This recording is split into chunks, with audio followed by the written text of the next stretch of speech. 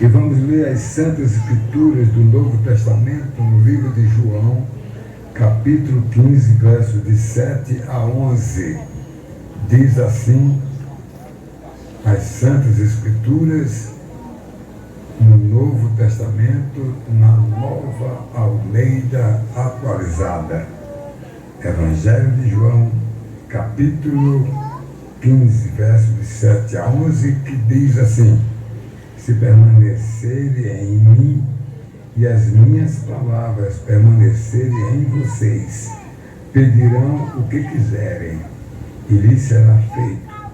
Nisto é glorificado o meu Pai, que vocês deem muito fruto, e assim mostrarão que são meus discípulos.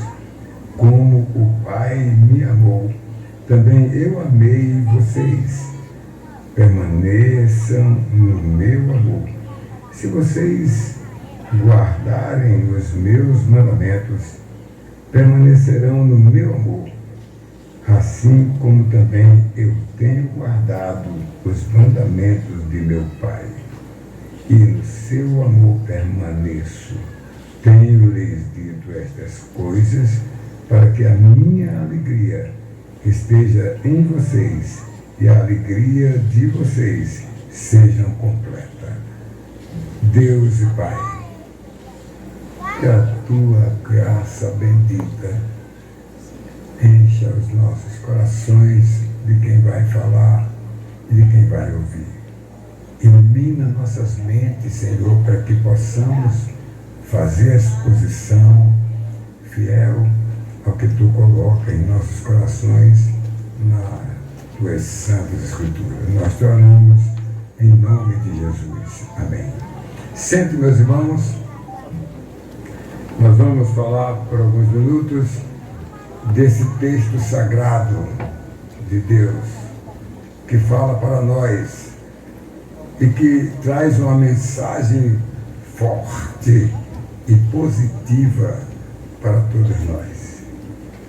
O tema que eu tiro do texto é: pedirão o que quiserem. Você já imaginou o que é que diz a Bíblia Sagrada? Eu quero falar a você que é crente. Ouviu aí? A Bíblia diz o quê? Pedirão tudo que vocês pedirem. E mais na frente diz: e lhe será feito. Olha, meus irmãos, acompanhe essa palavra. E dentro desse contexto, eu quero que você entenda que o crente é alguém extremamente forte neste mundo para marcar a diferença. Olha, meus irmãos, o verso 7 aqui é claro, não é? E fala sobre isso: pedirão o que quiserem. Meus amados, existem diferenças entre um e outro cristão, ou não existe, não é? Olha, amados, ao olhar de longe, ou ter algum contato com o rebanho do Senhor, nós poderemos não perceber e não ver nenhuma diferença. São todos iguais, farinha do mesmo saco. Por isso que nós temos uma igreja que não conquista o mundo,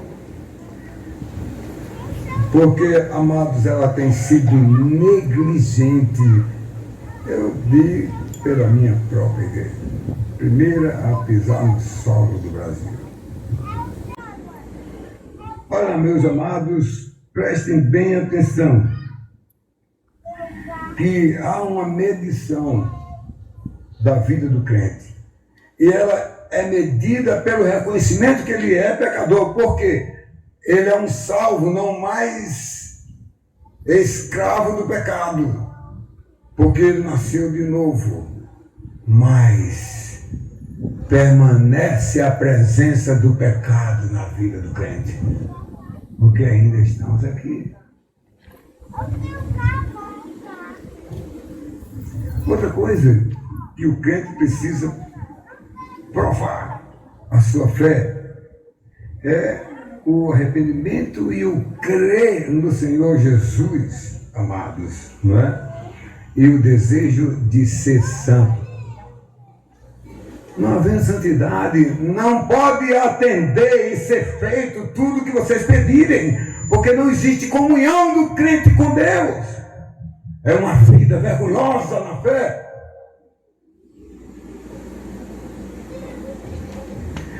Eu vou ver isso um pouco mais na frente, eu vou tentar não me alongar.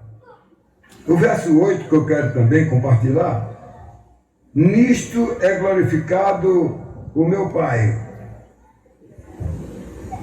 Amados, o cristão, quando mostra a diferença de que é nova criatura e não mais velha, é alguém que adora a Deus, que vive uma vida de compromisso com Deus. Você tem um dia todinho, mas se dedica a 1000 coisas menos a Deus. É o que temos visto, amados, na nossa vida de cristãos, né? Porque, amado, ser crente genuinamente não é só frequentar a igreja, mas exercitar a vida piedosa que influencia o seu próximo com o Evangelho. Dificilmente o crente se encontra com alguém que fala de Jesus. Obviamente que ele não está preparado, ou a sua vida está, né, diferente. O crente, ele glorifica a Deus e a sua influência alcança o próximo, ou do contrário, está longe a vida dessa pessoa com Deus, o compromisso está distante, né? Eu trago um bonito pensamento de um homem de Deus. Ele diz o seguinte: transforme uma árvore em lenha, e ela arderá, e não mais dará nenhuma flor.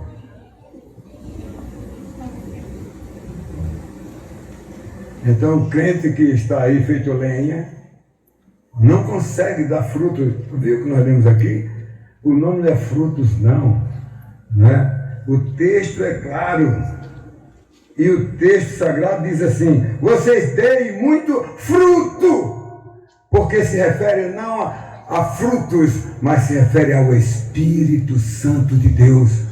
É o fruto do Espírito. E o fruto do Espírito é quando você leva alguém a nascer de novo do Espírito. Para você poder amar Deus, porque do contrário não se ama Deus se não for nova criatura. Em terceiro lugar, eu quero trazer também para a nossa meditação o verso de número 10. Se vocês guardarem os meus mandamentos, uma vida de santidade é algo especial na vida do crente. Um exemplo de sucesso. Quem guarda os mandamentos que vive eles. Não pedras estribeiras. Completei ontem 50 anos de casado com a minha esposa e ela hoje publicou um filme do dia do casamento com todas aquelas coisas. 50 anos que nós estamos juntos, evangelizando, ela cantando e pregando, e Deus tem nos dado um ministério muito abençoador. Por isso que nós temos que entender que o verso 7 nos traz um grande desafio para o sucesso.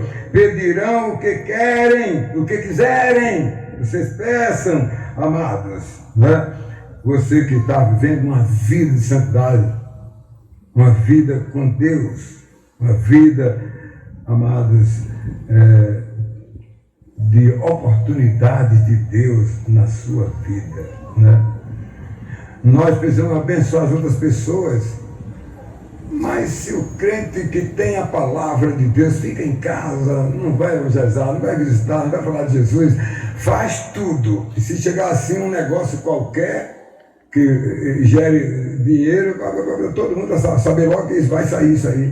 Mas a salvação eterna que o crente tem, ele não consegue passar as bênçãos de Deus. Eu quero então começar essa palavra de Deus, sei que já está tarde, né? Mas está tão gostoso, ninguém está com calor, está aí ao ar livre, né, pastor Giovanni? Não dá para aguentar, né? Muito bem, o verso número 7 é o nosso primeiro ponto, é um texto que eu quero fazer essa exposição expositiva. Amado, uma promessa maravilhosa do Senhor Jesus, né? O que quiseres, ele está prometendo aí a você. Só não vem quem não tem, né? Quem não exerce o amor de Deus que tem. Porque, como eu disse, só podem amar a Deus quem é nascido de novo, porque Deus ama Ele mesmo. E quando o crente é novo, a criatura que tem o Espírito Santo, então ele está credenciado a amar a Deus. Aí precisa amar, para ser grato pela salvação. Meus irmãos, mas também, amados, precisamos entender que nós precisamos ser instrumentos de Deus para realizar bênçãos, realizar curas, para realizar bênção na vida das pessoas, de felicidade, de bênção e paz. Então a gente fica pensando como é que está a vida cristã, que os cristãos têm a autoridade de Deus, os que são nascidos de novo, para exercer essa missão.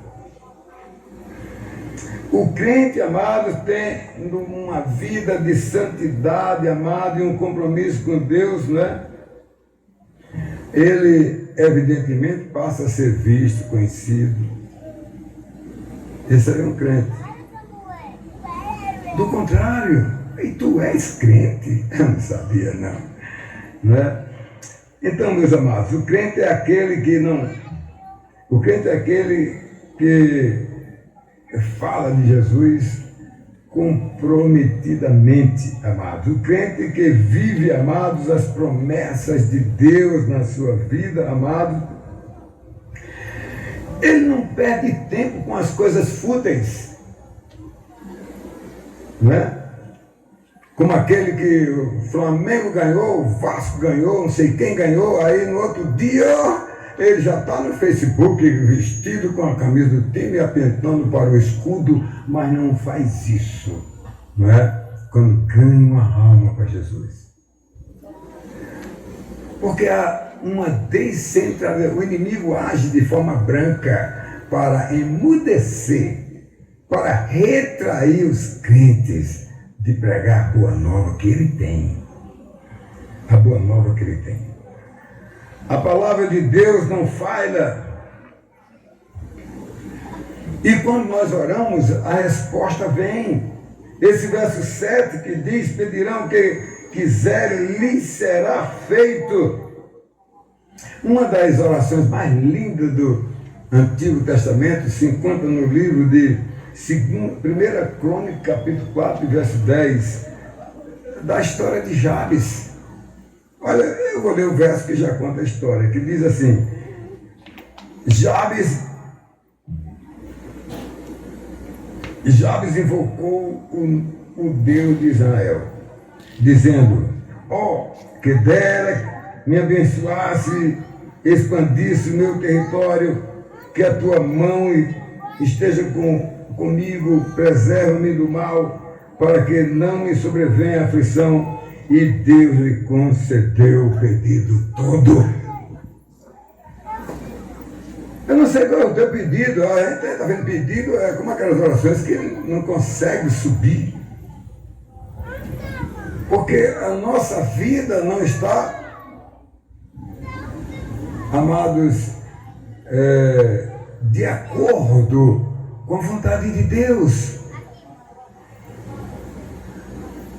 fizeram uma pesquisa e descobriram que X% na hora 5 minutos, X% na hora 10 minutos, Y% na hora 1 hora e assim por diante. É tanto que quando eu fui à Coreia, quando eu vim, fiz um livro com o nome, né, Na Sala do Trono da Graça de Deus, para você orar 1 hora por dia, na presença de Deus.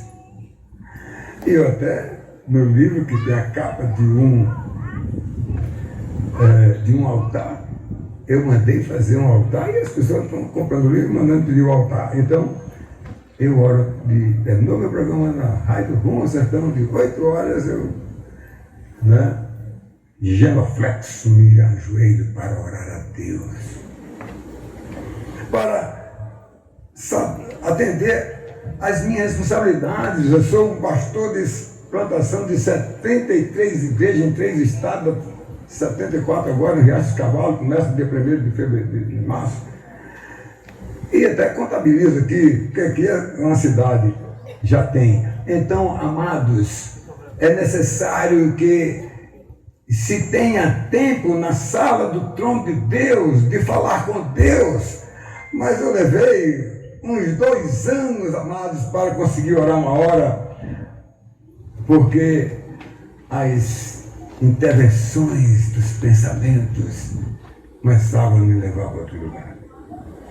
Amados, precisamos ter uma vida de oração, uma vida da leitura da Bíblia, uma vida de estar na igreja, amados, quer seja o dia, terça, quarta, domingo, ou segunda, quarta, sexta, domingo. Olha, nós precisamos ter compromisso com Deus, que chova, que sei lá, que aconteça o que acontecer. É um compromisso com Deus, porque você não falha o seu trabalho, a sua coisa material, humana, você não falha.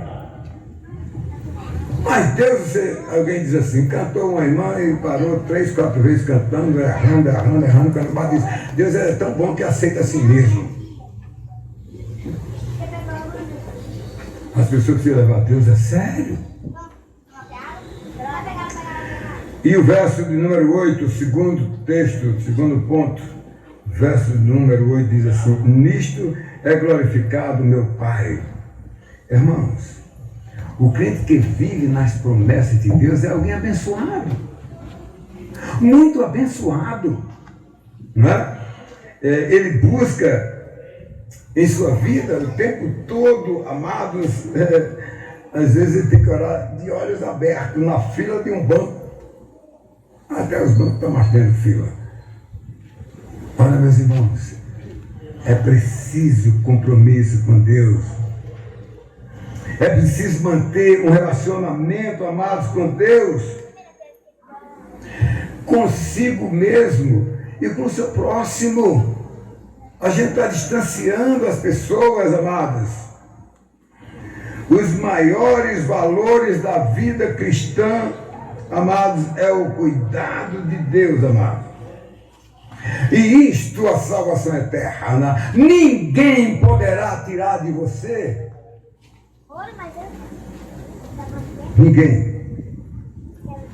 O crente vive sossegado nesta vida. E não, amados, vive mergulhado na incerteza e sem futuro, porque ele é nova criatura. Ele nasceu de novo. De Adão, quando ficou, que Deus procurou eles e eles envergonhados, porque pecaram, já estavam nus, já sabiam do erro. E ele encontra e contou o que aconteceu e Deus disse ao homem naquela altura. Gênesis 3, verso 15. Porém, inimizade entre ti, serpente, querubim caído, que enganou a mulher, entre ti e o descendente dela. O descendente dela foi o descendente prometido por Deus ao homem. E diz mais o texto, Este te ferirá o calcanhar e ele esmagará a cabeça da serpente. Jesus veio e na cruz do Calvário, quase 6.000 anos depois, esmagou a cabeça da serpente e nos libertou do pecado. E a partir daí, que era uma promessa da vinda do Messias, do descendente, aí passou a ser. As pessoas nasceram de novo, passaram a ser novas criaturas.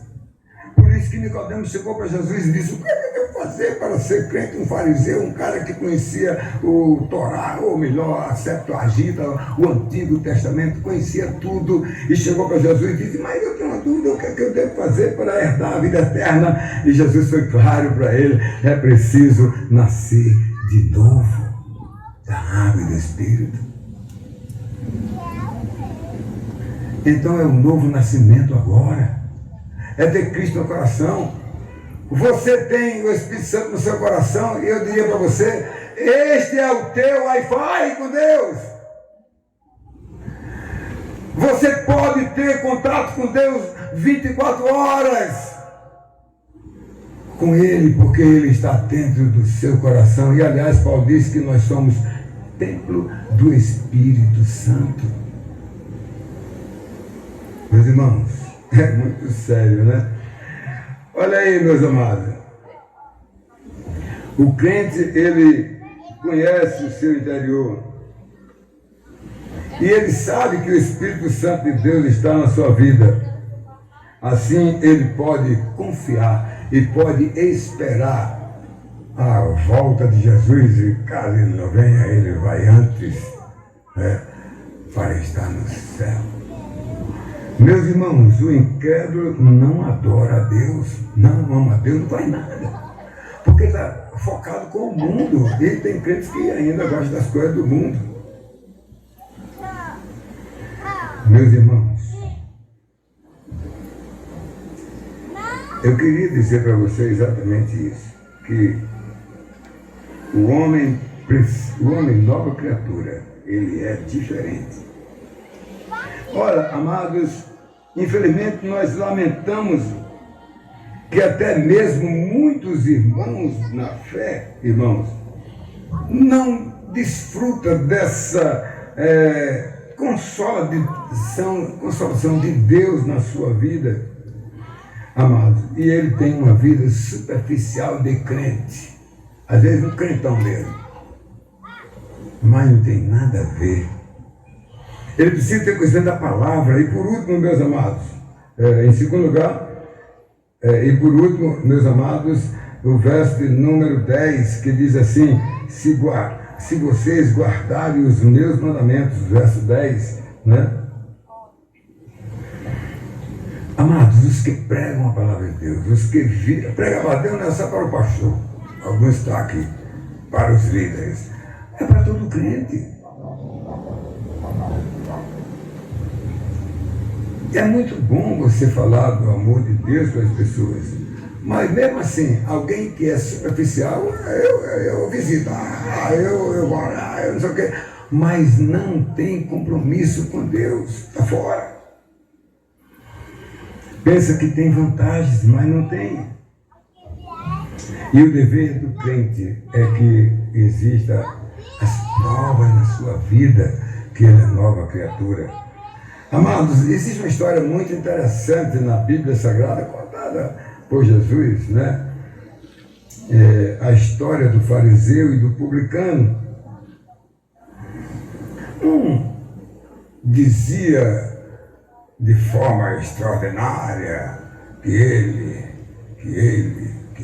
né, não era como os outros. Mas o publicano, está lá em Lucas 18, verso de número 13, o publicano batia no seu peito e dizia, amado, né?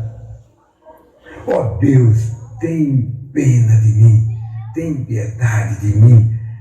Um homem que se dobrou diante de Deus. Olha, meus irmãos, na parábola da ovelha perdida, quem vai buscar o crente é o Senhor Jesus. E foi o próprio Senhor Jesus, com o seu evangelho, que ao pregar o evangelho, ele entrou no coração do homem pela fé.